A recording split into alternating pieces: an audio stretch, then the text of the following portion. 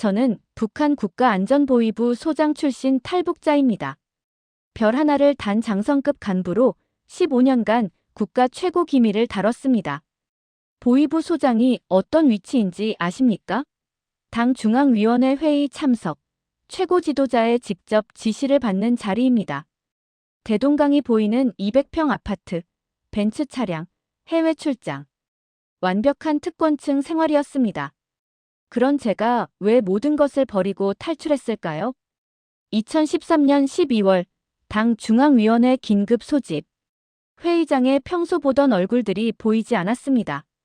불길한 예감이 들었죠. 그날 저는 장성택 동지의 체포 명령서를 받았습니다. 김정은 동지의 고모부, 국방위원회 부위원장이었던 분입니다. 나흘 뒤 특별재판정에서 장성택이 손이 묶인 채 끌려 나오는 모습을 봤습니다. 체제 2인자가 순식간에 반역자가 되는 순간이었습니다. 그날 밤 깨달았습니다. 장성택이 숙청당했다면 그와 관련된 간부들도 차례로 숙청될 것이라는 사실을. 15년 충성심은 제 가족을 보장하지 못했습니다. 그날부터 매일 오늘이 마지막이라 생각했습니다. 그리고 결심했습니다. 가족과 함께 탈출하기로요. 매일 아침 6시 운전병이 벤츠로 출근을 도왔습니다. 엘리베이터에서 만나는 사람들은 고개 숙여 인사했죠. 청사 책상에는 전국 보위부 보고서가 쌓였습니다. 청진시 주민 김, 한국 드라마 시청 체포. 평성시 주민 박, 중국 휴대전화 사용 조사. 해산시 이일가, 탈북시도 적발, 정치 범수용소 이송. 하루 수십 건의 보고서. 처음엔 정당하다 믿었지만 15년이 지나며 의문이 생겼습니다. 그날 저녁 17살 아들 성민이가 말했습니다. 아버지, 친구가 USB 때문에 탄광으로 간대요. 한국 영화 때문에. 그날 밤 아들 방에서 mp3를 발견했습니다. 한국 가요가 들어있었습니다. 제 심장이 멎었습니다.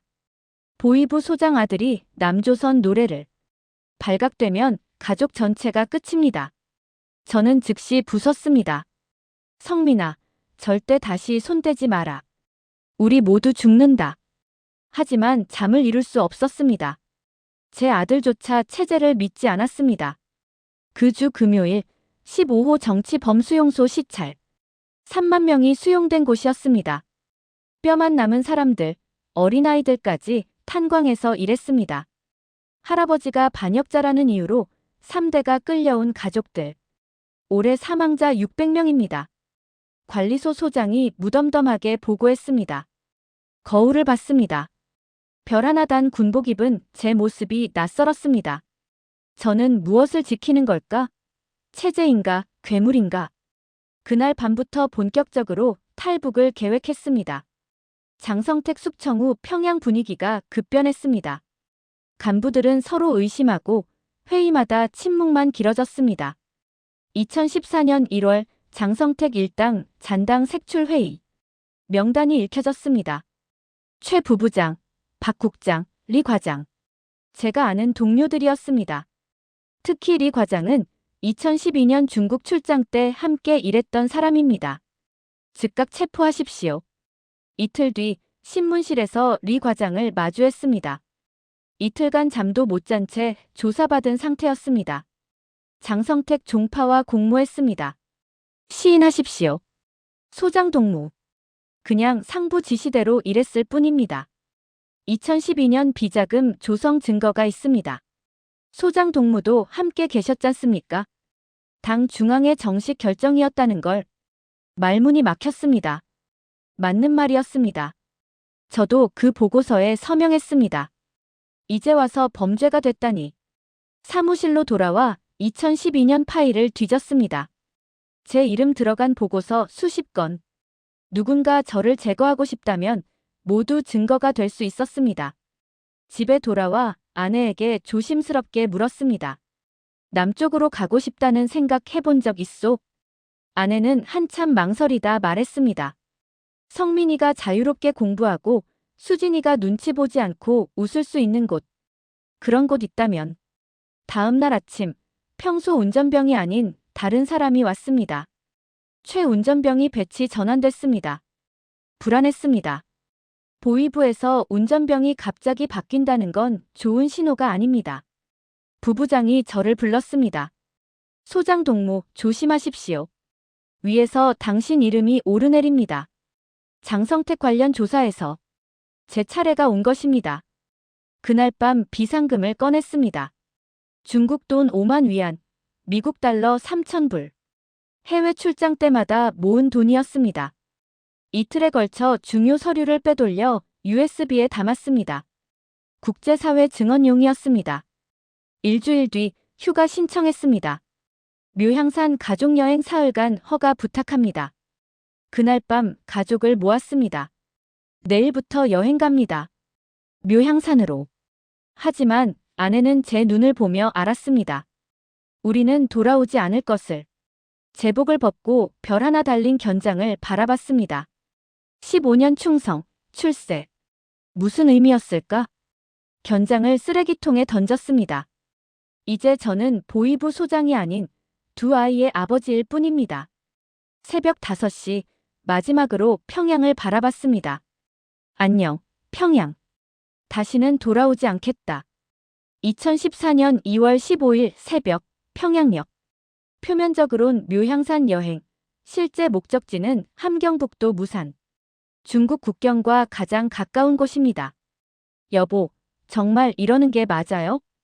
아내 손을 꽉 잡았습니다. 선택지가 없소. 남으면 모두 죽어요. 기차 안 옆자리 당 간부가 말을 걸었습니다. 최대한 자연스럽게 연기했습니다. 6시간 뒤 묘향산역 도착. 호텔 체크인하고 30분 뒤 뒷문으로 빠져나왔습니다.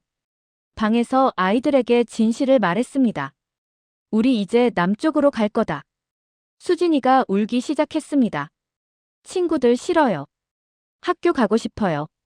성민이는 침묵하다 말했습니다. 저는 알고 있었어요. 아버지가 위험하다는 거. 묘향산역에서 평양행 아닌 청진행표를 샀습니다. 청진 도착 밤 11시.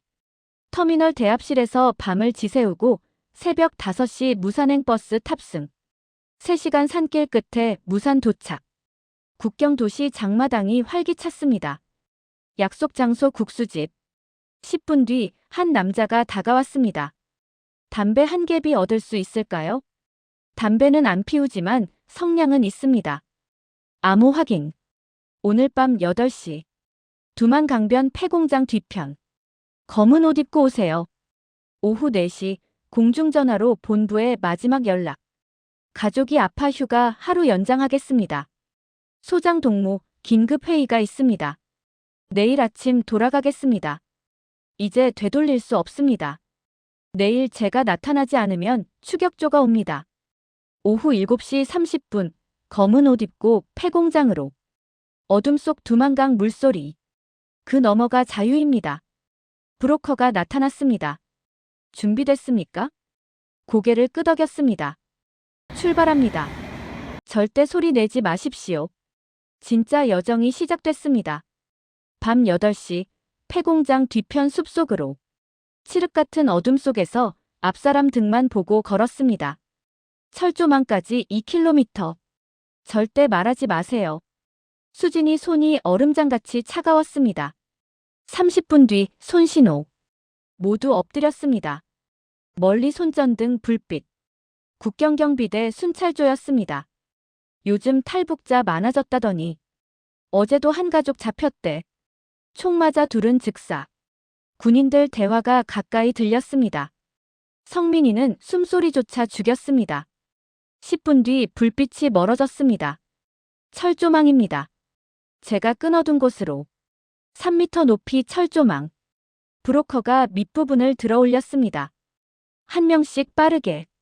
수진이 먼저, 아내, 성민이, 마지막 저. 등에 철조망이 긁혔지만 소리 참았습니다. 강까지 500m. 뛰세요. 차가운 2월 바람이 얼굴을 때렸습니다. 거기서 누구냐? 순찰조가 발견했습니다. 뛰세요. 탕, 탕탕. 총알이 머리 위로 스쳤습니다. 으아! 수진이가 비명을 질렀습니다. 고개 숙여 딸을 안고 뛰었습니다. 강입니다. 뛰어내리세요. 두만강이 보였습니다.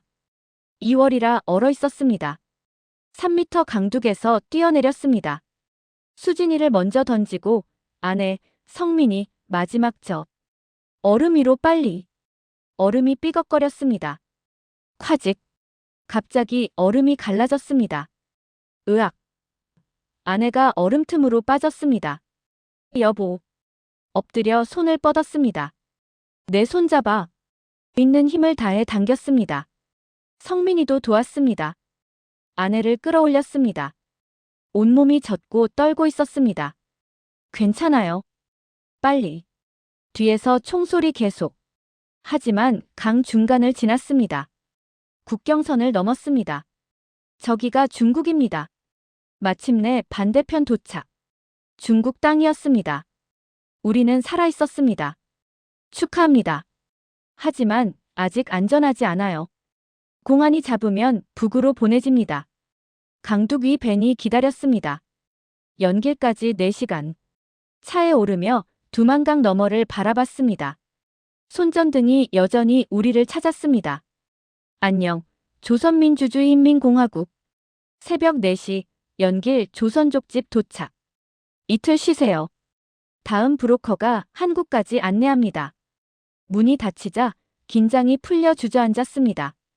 우리는 살아남았습니다. 보위부 소장과 가족은 이제 탈북자입니다. 연길 지하실에서 이틀. 창문 없는 어두운 공간이었지만 따뜻했습니다. 아내는 감기에 걸렸습니다. 강물에 빠진 탓입니다. 열이 38도를 넘었습니다. 이틀째 오후, 새 브로커 박 씨가 왔습니다. 문제가 생겼습니다. 휴대전화로 조선중앙통신 기사를 보여줬습니다. 반역자 리철성 일당, 조국 배신 도주. 제 사진이 크게 실렸습니다. 가족 사진도 함께. 현상금 10만 불입니다. 공안에도 협조 요청했습니다. 10만 불. 일반 탈북자 1000불의 100배였습니다. 중국 내 조선족 사회에 얼굴이 알려졌다는 뜻입니다. 외모를 바꾸고 이동 경로도 바꿔야 합니다. 아내 상태가 나빠 의사에게 데려갔습니다. 폐렴 초기입니다. 이틀은 쉬어야 합니다. 사흘째 새벽, 집주인이 급히 내려왔습니다. 큰일 났어요. 공안들이 탈북자 단속합니다. 지금 나가야 합니다. 급히 짐을 챙기고 차 트렁크에 숨었습니다. 4명 모두. 검문소 통과합니다. 절대 소리 내지 마세요. 30분 뒤 차가 멈췄습니다. 신분증 보세요. 어디 갑니까? 심양에 배달합니다. 트렁크 열어보시죠. 심장이 멎었습니다. 수진이 흐느끼는 소리. 제가 입을 막았습니다. 트렁크 손잡이 잡는 소리. 우리 동지. 이리 와봐요. 수상한 차 있어요. 발소리가 멀어졌습니다. 오늘은 가보세요. 차가 출발했습니다. 10분 뒤 트렁크가 열렸습니다. 다행히 넘어갔습니다. 심양까지 8시간. 심양에서 이틀 쉬고 곤명 거쳐 라오스로 갑니다. 라오스요? 라오스 거쳐 태국. 태국 한국 대사관에서 보호 신청하는 겁니다. 성민이가 물었습니다. 언제쯤 안전해질까요? 고지야. 조금만 더. 하지만 알고 있었습니다. 보위부는 끝까지 추격할 것을. 심양 여관 도착. 아내 열이 40도까지 올랐습니다. 미안해요. 짐이 돼서. 당신 잘못 아니요. 한국 가면 병원 갈 수 있소. 창밖 심양 불빛. 우리는 북한을 벗어났지만 아직 안전하지 않았습니다. 진짜 자유는 아직 멀었습니다. 심양에서 이틀 후 기차 탑승. 곤명까지 48시간 여정. 박 씨가 가짜 신분증을 건넸습니다. 이제부터 리영철, 조선족 사업가입니다. 이 이름 외우세요. 기차 안 계속 긴장했습니다. 둘째 날 오후, 옆자리 남자가 말을 걸었습니다. 최근 북한 보위부 소장 탈북 소식 들었어요? 현상금 10만 불이래요. 등에 식은땀이 흘렀습니다. 잘 모르겠네요. 조선족들 난리예요. 10만 불이면 큰돈이잖아요. 화제를 돌렸습니다. 하지만 밤새 잠 못 잤습니다. 48시간 뒤 곤명 도착. 하루 쉬고 라오스 국경행 버스. 12시간 걸렸습니다. 다음 날 새벽 4시 산길로 국경 넘었습니다. 2시간 걸어 올라갔습니다. 저기가 라오스입니다. 정식 국경 아닌 산길. 길 하나가 두 나라를 나눴습니다. 박 선생님, 여기까지 고맙습니다. 산을 내려갔습니다. 라오스 땅. 한국에 한 걸음 더 가까워졌습니다. 트럭이 기다렸습니다. 비엔티안까지 6시간입니다. 비엔티안에서 이틀 쉬었습니다. 조선족 식당에서 한식을 먹었습니다. 북한 떠난 지 10일 만입니다. 수진이가 밥 먹다 울었습니다. 할머니 생각나요? 할머니 된장찌개 맛.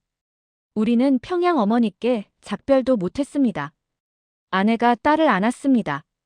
나중에 할머니 모셔올 거야. 하지만 모두 알았습니다. 불가능한 약속이라는 것을. 이틀 뒤 태국 방콕행 버스. 국경도 무사히 넘었습니다. 방콕 도착은 2014년 3월 12일. 북한 떠난 지 26일째. 한국 대사관에 가면 됩니다. 다음 날 아침, 방콕 한국 대사관 앞. 태극기가 펄럭였습니다. 여보. 드디어. 아내 눈에서 눈물이 흘렀습니다. 아이들 손잡고 정문으로 걸었습니다. 저희는 북한 탈북자입니다. 보호 신청하러 왔습니다. 영사가 나왔습니다. 신분 확인 가능합니까? 보위부 신분증과 USB를 건넸습니다. 국가안전보위부 소장 리철성입니다. 가족과 탈북했습니다. 이 USB에는 북한 기밀 문서가 있습니다. 안으로 들어오시죠. 대사관 문이 열렸습니다. 우리 가족이 들어갔습니다. 우리는 살아남았습니다. 진짜 자유를 향해 나아갔습니다. 성민이가 말했습니다. 아버지, 우리 정말 해낸 거죠? 아들을 안았습니다. 그래. 우리는 해냈다. 이제 진짜 자유다. 수진이도 안겼습니다. 아내도 함께. 26일 지옥 같은 여정이 끝났습니다. 새로운 삶이 시작됩니다. 방콕 대사관 일주일 후 대한민국 전세기로 인천공항 도착. 2014년 3월 20일. 한국 공기를 처음 마셨습니다. 평양과 같은 하늘, 같은 언어지만 완전히 다른 세상입니다. 국정원입니다. 조사 위에 보호시설로 이동하겠습니다. 경기도 보호시설에서 석 달간 조사받았습니다. USB 문서 진위를 확인하겠습니다. 보위부 조직도 대남공작 문서, 정치범수용소 지침서, 김정은 지시문. 하나씩 설명했습니다. 이것들은 1급 기밀입니다. 북한이 가장 두려워할 정보입니다. 소장님 증언은 매우 중요합니다. 북한 실상을 알리는데 큰 도움이 될 겁니다. 석 달 뒤 일반 사회로. 정부가 성남 아파트를 제공했습니다. 2014년 6월 새집 이사. 평양 200평보다 좁지만 진짜 우리 것입니다. 첫날 밤 발코니에서 성남 불빛을 봤습니다. 평양은 밤이면 어두웠는데 여기는 밝네요. 아내가 옆으로 왔습니다. 신기해요. 밤인데도 낮 같아요. 다음 날 아이들 학교 등록. 성민이는 고2, 수진이는 중3으로 편입. 아버지, 학교 가기 무서워요. 애들이 놀리면 어떡해요? 딸을 안았습니다. 수진아, 당당히 살아라. 북한에서 온 건 부끄러운 게 아니야. 자유를 찾아온 용감한 거야. 첫 등교날 교문에서 아이들을 보냈습니다. 눈에 눈물이 맺혔습니다. 이제 자유롭게 공부할 수 있구나.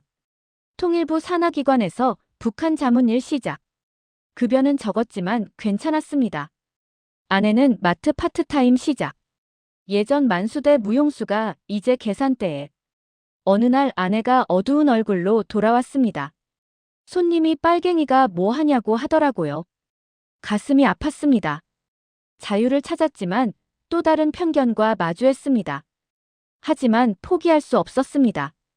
1년 뒤 성민이가 말했습니다. 아버지, 서울대 정치외교학과 가고 싶어요. 통일 문제 공부하고 북한 사람들도 자유 누리도록 돕고 싶어요. 아들 어깨를 두드렸습니다. 좋은 꿈이다. 수진이도 댄스를 배우기 시작했습니다. 북한에선 당이 시키는 춤만 췄어요. 여기선 제가 하고 싶은 춤을 출 수 있어요. 2015년 새해 남한산성에서 일출을 봤습니다. 1년 전 우리는 두만강을 건넜습니다. 총알이 날아다니고 죽을 뻔했습니다. 하지만 살아남았습니다. 아내가 손을 잡았습니다. 해가 떠올랐습니다. 성민이가 말했습니다. 평양에서도 같은 해가 뜨고 있겠죠? 북한 사람들도 언젠가 자유를 누릴 수 있을까요? 그래, 아들. 시간 걸리겠지만 언젠가 가능할 거다. 우리가 그날을 앞당기는데 도움 줄 수 있을 거야. 2016년 책을 썼습니다. 보위부 소장이 본 북한의 진실. 강연 요청이 들어왔습니다. 왜 목숨 걸고 탈북하셨습니까? 자유 때문입니다. 제 아이들이 하고 싶은 말하고 하고 싶은 공부하고 꿈꾸고 싶은 꿈 꿀 수 있게 하기 위해서였습니다. 지금 2025년 탈북 11년째. 성민이는 서울대 졸업 후 통일부 근무. 수진이는 예술대 무용 전공. 저는 탈북민 지원단체에서 새 탈북자를 돕습니다. 아내는 작은 한식당 운영. 평양 특권은 잃었지만 훨씬 소중한 것을 얻었습니다. 자유입니다. 가끔 꿈을 꿉니다. 다시 평양으로 돌아간 꿈. 보위부 신문 받는 꿈. 식은땀을 흘리며 깨어납니다. 하지만 눈 뜨면 아내가 옆에 있고 아이들 자는 소리가 들립니다. 안심합니다. 우리는 안전하다고. 자유롭다고. 북한에는 아직 2,500만 명이 자유 없이 삽니다. 그들도 사랑하고 꿈꾸는 평범한 사람들입니다.